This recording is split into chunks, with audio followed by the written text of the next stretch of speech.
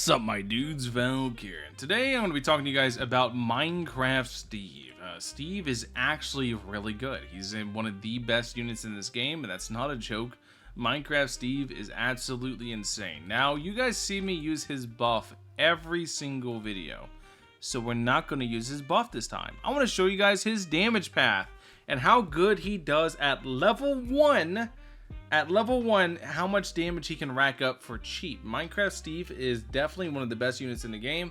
By far, it's not like I have him in an S tier and people ask why do I have him on Shinobu? Why do I have him over Shinobu? One, the really high damage buff matters a lot more than Shinobu's SPA and range increase, because you really just need a lot of damage in this game to really get up and running. That's just a matter of a fact. So we're going to go ahead and let this wave actually play out, and then we are going to put down a Boma, and then let this second wave play out. Grab this.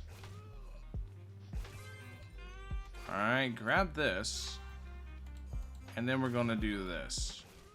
The second we get this one, we'll be good to go. So we're just going to kind of chill out. We're going to put Minecraft Steve right here and let him just blop for the time being. He'll be fine right there. Yeah, we're going to go ahead now, do this, and now we have our spawn killer, so we can set this up and start going bottom path. Bottom path is going to be really good for us. It's going to allow us to basically do whatever we want.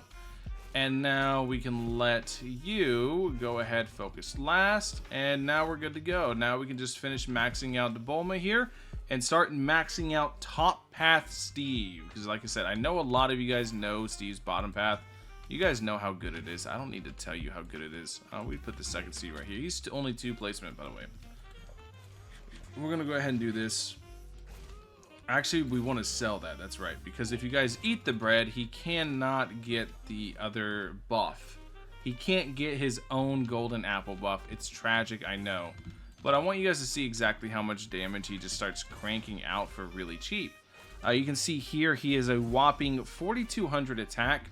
Our 4,200 cost for a whopping 1,722 attack without even using the bread. The bread would increase his attack damage by 50% or 40% for 10 seconds, and it basically is perma uptime, and it would make it so he does really good damage on top of being very cheap now. So now we're just going to wait on the Nether portal, and while we're waiting on the Nether portal, we're going to go back here and sell this other Steve really quickly. And basically the hero grind version of Steve is just really good because I can't show because I didn't bring any artifacts for him because I don't want to, like, you know, muddy the test results with artifacts. But the Ghast itself is one of 2 summons, I believe. I could be wrong on this, but I believe it's one of 2 summons that actually apply on-hit effects from the relics, from the artifacts. So it can apply an on-hit effect from like All Might here, or Mangekyo Sharingan with a backwards walk, with a Genjutsu. It's lots of effects it can actually apply, and I believe the other one that does that is Darth Vader's TIE Fighter. I think that's the other thing that also can do it. But yeah, his top path is really damn good. And you guys all know what his bottom path does, so I don't think I need to tell you guys too much about his bottom path.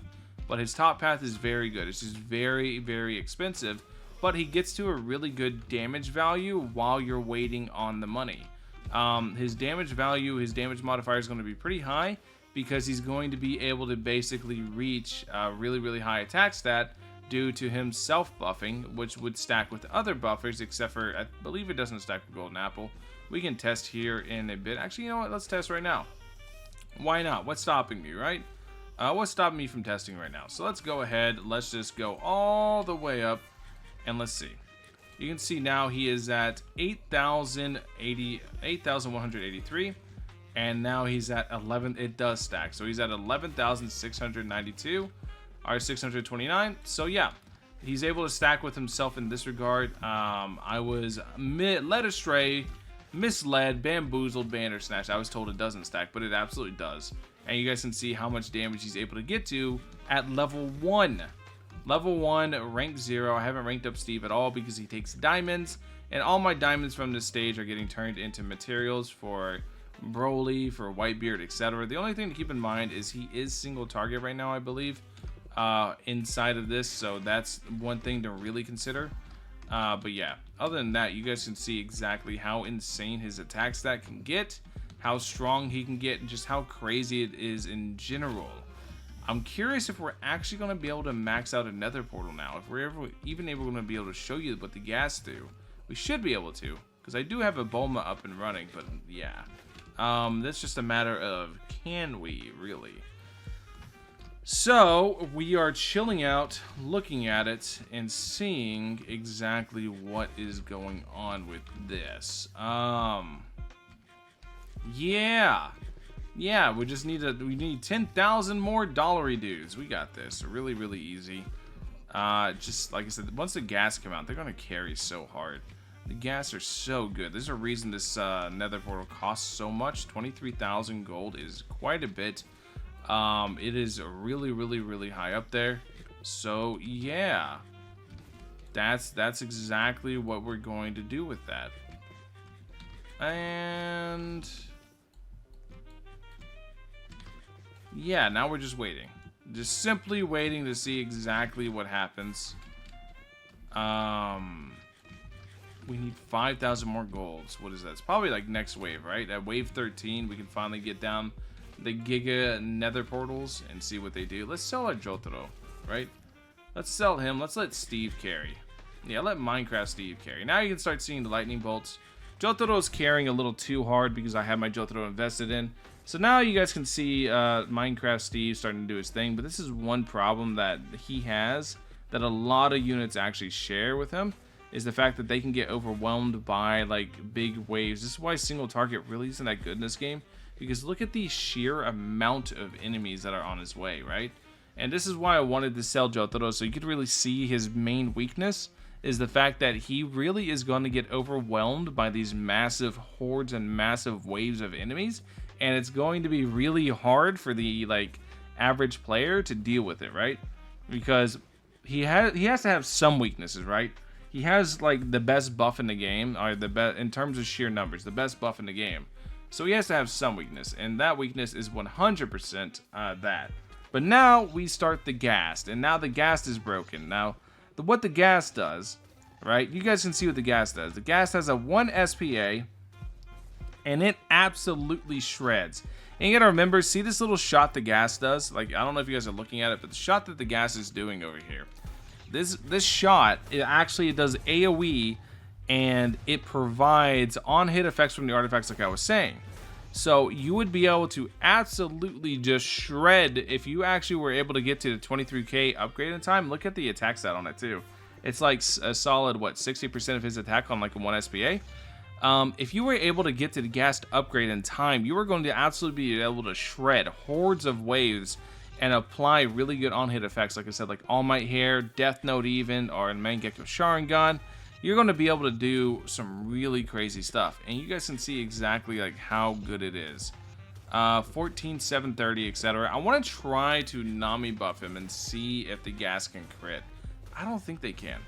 So we're going to double Nami buff him real quick. I'm going to try to set that up and see exactly how good that goes. So we're going to do this. This 100% should only encompass him. Once Nami's buff self-corrects. Takes a second. Alright, cool. So, next up we're going to do, we have this. I need to wait for his buff to self-correct now. So now we're going to, like I said, we're going to double Nami buff this. We're going to do this. This is going to buff you up, so now I can see your true range. 2, 3, 4. Alright, cool. Did she buff a ghast? Can she do, oh no, she threw it at him while he's making it. Alright, cool. So now I'll be able to see if the ghast can actually crit. I'm not looking for the red damage. I'm looking for the ghast actually walking through. You guys can see the size of those crits though. Those are like 100k crits from Steve, because he has such a high attack stat. But yeah. You know, I don't think the ghast can crit at all, because Steve's critting pretty consistently at this point. Well, I just don't think the ghast can crit. So the ghast can't crit, so that part kind of sucks. That part definitely mitigates the damage. but it's still really good. You guys can see how it's just running it down, basically. Look, bop. Anyways, that's the Steve Showcase. Thank you guys for watching as always. I'll catch you guys in the next one. Peace.